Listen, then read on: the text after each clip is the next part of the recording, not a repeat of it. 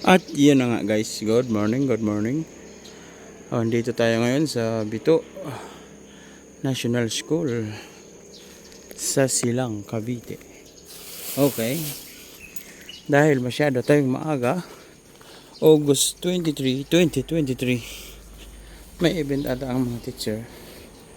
Kaya umorder sa akin ng 10 kilos. Kaso wala pang tao. Sabi ni ma'am daling ko ron ng 5 AM. Pero alas 6 na wala pa. Ayan o.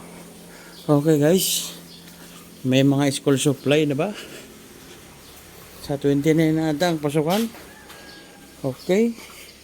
Sana ay meron na. Kumusta? Kumusta kayong lahat?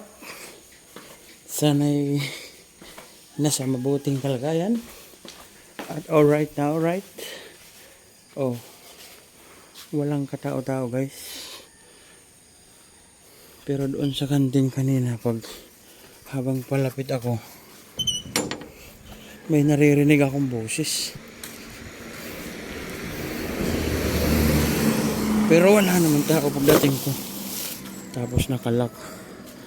Tapos feeling ko may mga yapak ng tao. Okay. Yun lang muna.